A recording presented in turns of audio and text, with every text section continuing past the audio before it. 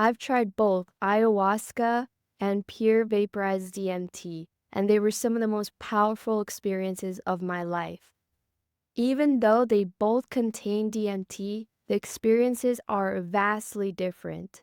In this video, we will explore those key differences, and I'll share my story from the perspective of someone who has tried both, and help you better decide which one is best for you. If you're into psychedelics, visionary art, meditation, and all things mystical, make sure to like and subscribe.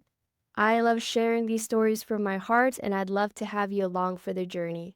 Let's start with a side-by-side comparison before we dive a little deeper and more personal into these medicines. Duration. Ayahuasca lasts around 4 to 8 hours depending on how many cups you drink, versus pure vaporized DMT usually lasts around 15 minutes. Setting. Ayahuasca is usually done in a ceremonial setting, in a guided group sit, versus oftentimes NNDMT is done solo or with a trip sitter. Visuals. Ayahuasca often has themes of snakes, jungle, ancestors, very kind of organic, earthly themes, while NNDMT often is more fractal based, spacey, almost digital with a lot of entities, and has more of an alien kind of visual effect. Energy. Ayahuasca is often known as the grandmother medicine and has a very feminine, ancient, earthly energy. Very grounded and wise, versus pure DMT often has more of an alien, fast, cosmic energy. Physical effects. Ayahuasca often involves some degree of purging, such as vomiting, shaking, yawning, and is overall more physical because you're in that space for more hours. You have to interact and move around and feel into your body more, versus pure DMT often might involve some feelings of vibration, but a full DMT breakthrough often involves completely feeling like you're gone, like you forget about your body's just laying down, and it's more of an internal experience. Purpose. Ayahuasca is usually more about healing, ancestral work, spiritual work, shadow work, versus NNDMT is more of a glimpse into a divine space and can also lead to a lot of ego death. Let's dive a little deeper into each of these medicines.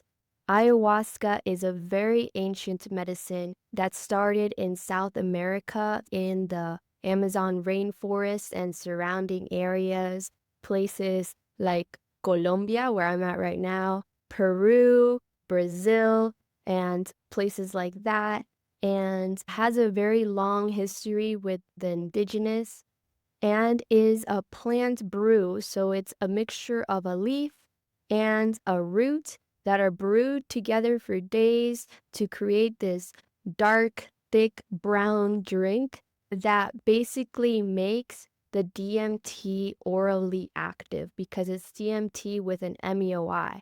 So this is an orally active DMT, and because it's orally active, it lasts for many more hours compared to the pure vaporized DMT. It's a very slow onset and it lasts about 4 to 8 hours. Usually in the ceremony, you'll take a cup, wait a little bit, and then take another cup, maybe a third cup, sometimes a fourth cup, depending on how experienced you are and what the facilitator usually thinks is best for you. Because it has such a long history and it's also orally active, there's usually a lot more preparation involved with an ayahuasca ceremony.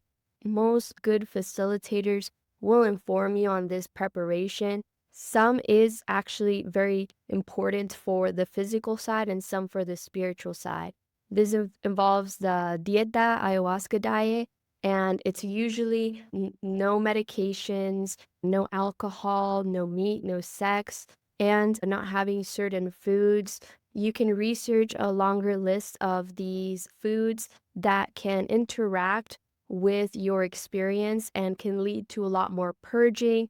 And especially, it's very important to keep in mind certain medications you cannot be taking while doing ayahuasca Usually a facilitator would talk to you if you are on any prescription medications, especially things like SSRIs can be very dangerous when mixed with ayahuasca, and things like cough medicine also not good. MDMA, there's certain things that you do not want to mix with ayahuasca because it can be very dangerous.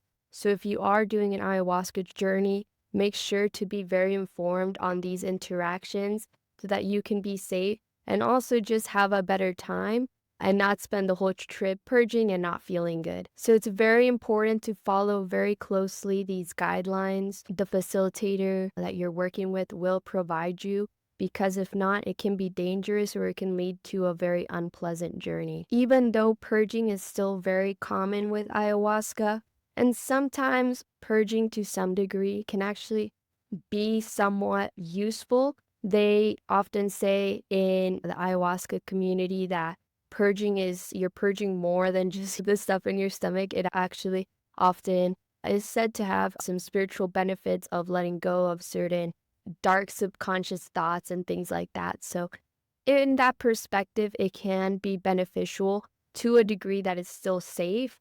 So it's very important to make sure that you do ayahuasca with a very experienced facilitator, a trusted place that can walk you through all these safety precautions so that you can be well, you can have a good journey. And it's also very important to know that just about all these psychedelics will oftentimes really bring up a lot of old feelings, traumas to be healed. So if you've been hiding anything under the carpet, it is often going to expose that.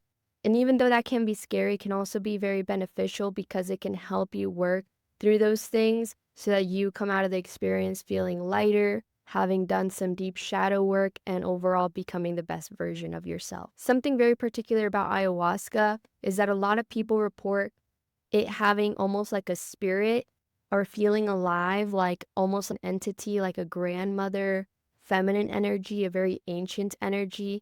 And this can very oftentimes lead to direct interactions with her during the journey through either visuals, hearing voices, things like that. And it can become a bit of a conversation for some people. But of course, every journey is different. And some people don't even have visuals if they take a very small amount. Ayahuasca can sometimes be more physical. With enough cups, you will oftentimes get into some very deep visual state. Now let's talk about pure DMT. This is in its vaporized form.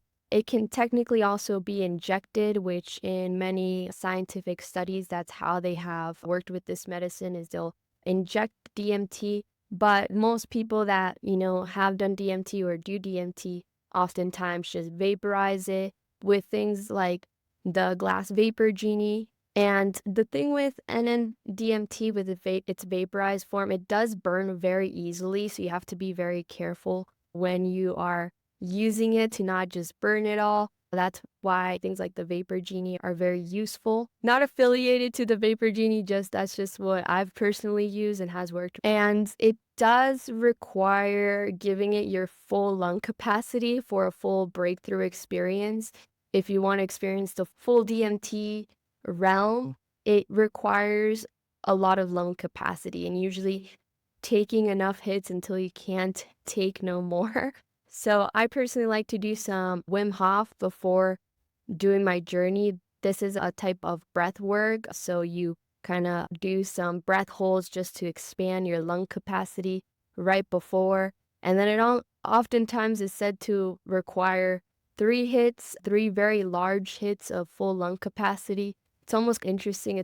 There's a barrier of entry to this breakthrough where you really got to prove that you want to go in there. Otherwise, you'll have more of a less intense version or be taken to the place that people call the waiting room, where you go into the space, but it's not like the full experience. But there is plenty of benefit to those experiences as well.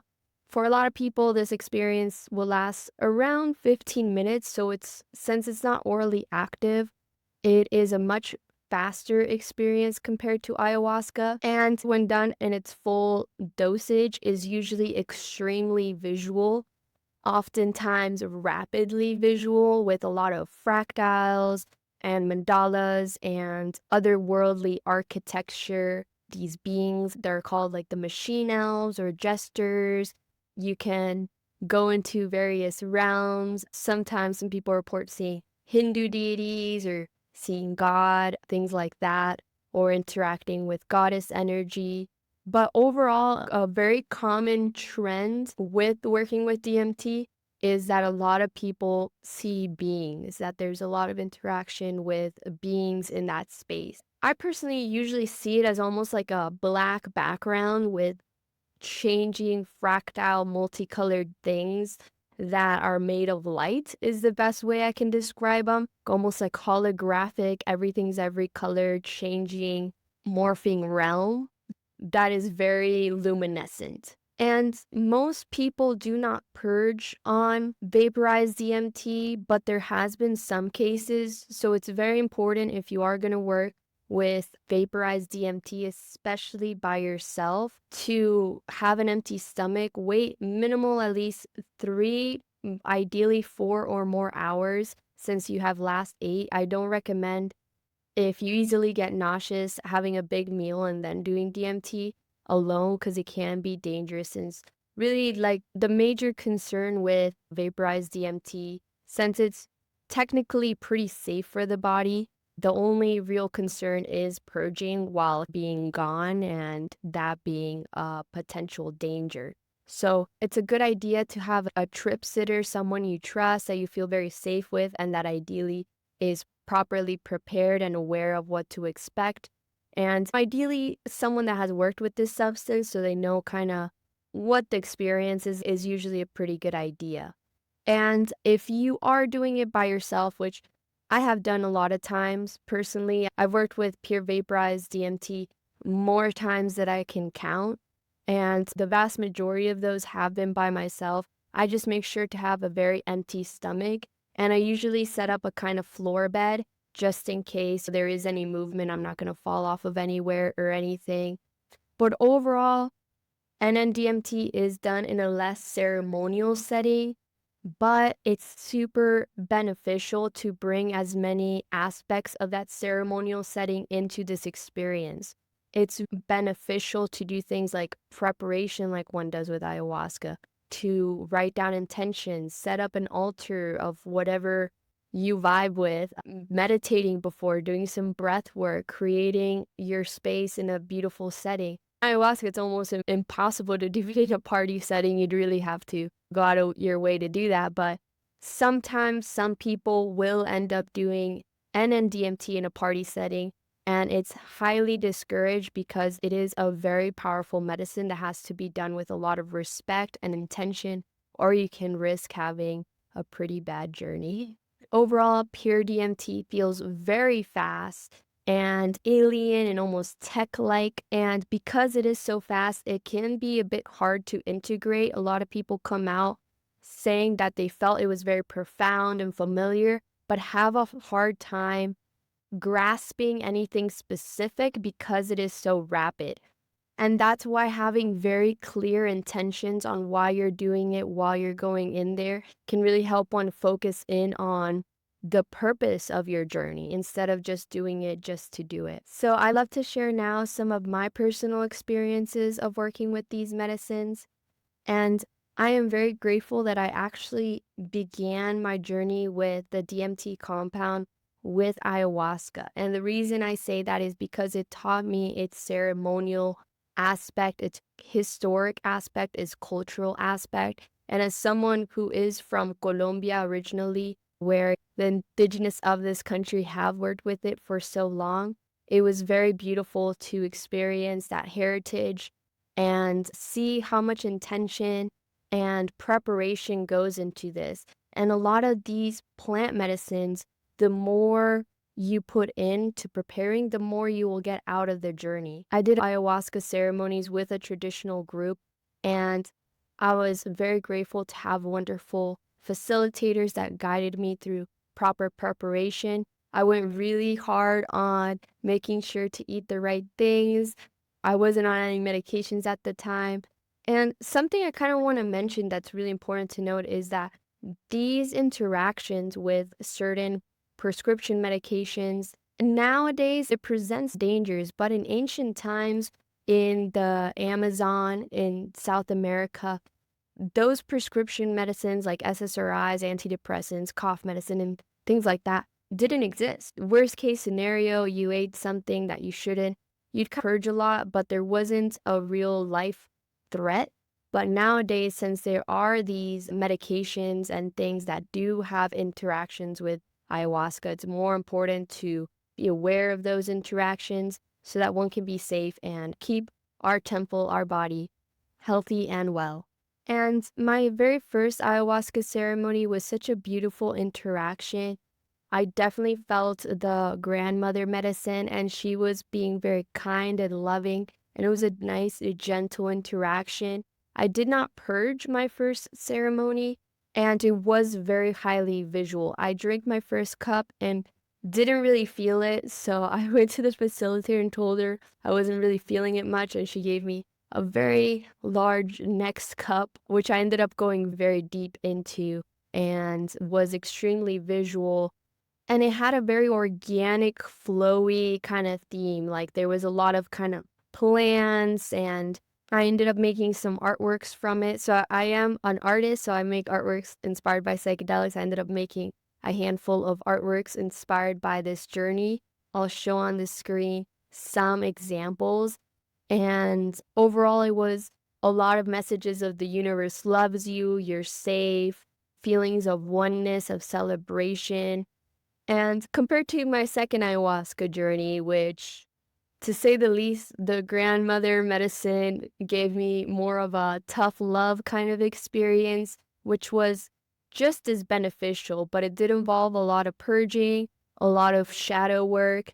And I almost think it was perfect that the first interaction was very loving, kind, and gentle. And the second ceremony was getting more into the hard stuff, the nitty gritty.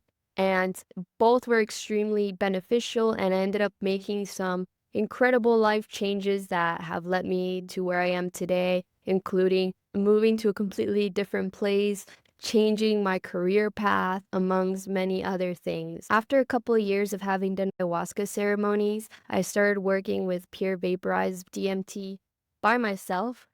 But I did a lot of research and I knew what I was getting into.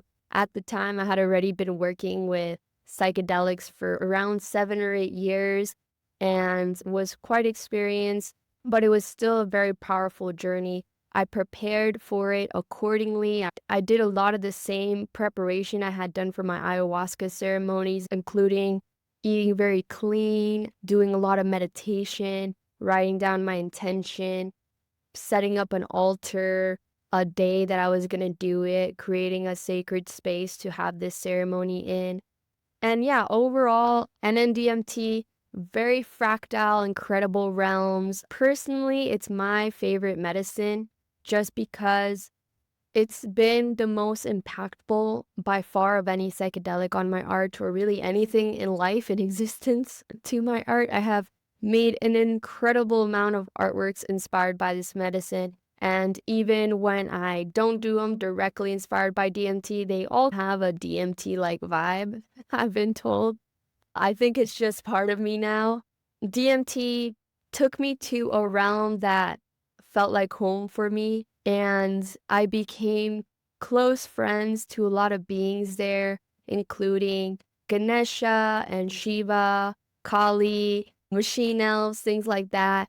And many people have some skepticism on whether these entities are beneficial or not, but my perspective is, like Ram Dass says, everything is God in drags, everything's God in disguise, everything's one. I just see them as a mirror of myself and universal archetypes that have taught me a lot and have been extremely kind, wise, and provided me a lot of insight through ups and downs and lessons of life. But I totally respect the people that feel differently about these entities. What I say is base things off of your own personal experience, not off of anybody else's experience. But just like people, if you go in with love and light and kindness, usually that will be mirrored back, versus if you go and you see these entities and you respond with fear and hatred and negative vibrations, it's usually going to reflect that. It's if you go up to someone and you yell at them, usually they're going to react with similar energy. And this DMT space is one of the clearest reflections of immediate manifestation. So it's a very instant reflection of your thoughts. So if you're seeing dark things, make sure to think pleasant thoughts, get in the love vibration, and usually that space will soften. It's hard to summarize the amount of DMT experiences I have had into just a few minutes, but the best way that I try to express them is through my art and poetry. So if you're interested in seeing more of those, I have the link to my website below, julianagarcesart.com, where you can see my artworks and poems that describe a lot of my DMT journeys. Which one is right for you? I personally like to give the general tip that if you can work with ayahuasca first, it is very beneficial because you'll learn the history, the cultural aspect, the preparation. You'll work with a group, with a facilitator, and you can develop the proper respect and knowledge for working with these medicines. So whenever possible, if you can work with ayahuasca, I think first is very beneficial. And it's often a lot slower and longer of a journey so that you can actually understand and work with some of this information. And I think that you'll get a lot of takeaways and important knowledge. But afterwards, working with NNDMT is incredible, especially if you bring in that preparation, that knowledge, that respect from this ayahuasca ceremony into a DMT ceremony is incredible. And I will say pure DMT is my personal favorite, but I am so glad I tried them in the order that I did. And of course, the benefit of working with pure DMT is that it's a lot faster. You don't have to usually go a vast distance a lot of the times for working with ayahuasca. People have to travel to South America or things like that, to other countries out of their homeland. I mean, depending on where you are, often involves a retreat and a lot of days, and of course, a long ceremony. Versus pure DMT is very quick, and a lot of people do it in their own space. But it's very important to do DMT in a place you feel safe and in a proper, healthy mindset. So proper setting is really important. Again, don't do DMT in a party setting. I insist.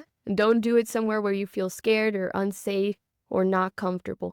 Do it somewhere where you feel comfy, cozy, surrounded by people you trust, somewhere where you can relax and truly let go, and in a space that you feel mentally stable and grounded.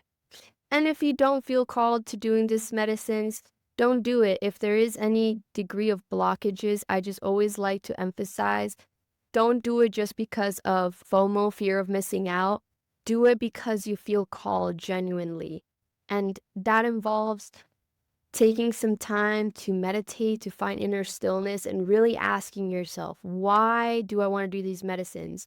Is it for healing? Is it to improve? Or is it just to party, just curiosity? Really ask yourself your intentions, write them down and be clear, and see if it's really worthwhile, because not everybody has to do these medicines, and I believe not everybody should. There's some people that their medicine might be meditation, their medicine might be yoga or breath work, or there's so many other ways of becoming the best version of yourself and having mystical experiences. This is just one tool of many tools. And if you're preparing for a journey with one of these medicines or other psychedelics, I am now offering one-on-one psychedelic preparation and integration coaching. Of course, with these medicines, especially ayahuasca, you want to have a knowledgeable facilitator as your primary guide. But if you want a supplemental guide and you want to work one-on-one with me, where we can work with deciding intention, preparation, and integration, I am happy to support. You can find out more information in the link below. And I'm not a licensed therapist or a doctor, but I'm just here to support your spiritual path, your creativity, and be a friend along your journey. And if you're into psychedelics, DMT, things like that, I'm a visionary artist. I make art inspired by these plant medicines. Definitely check out those links below for prints, originals, so you can have little souvenirs of your DMT journeys. That's what I try to do since it's somewhere a camera can't go. I go in there, I bring back these visions so that people can remember their journeys and have them be a constant reminder in their daily life to integrate and to hopefully be inspired by. And I'd love to hear, have you tried either of these medicines? If so, what was your experience like? And what was the differences for you? Each journey is different, each person's different, and I'd love to hear your perspectives in the comments below. Thank you so much for watching, and don't forget to like and subscribe for more videos like this. Much love.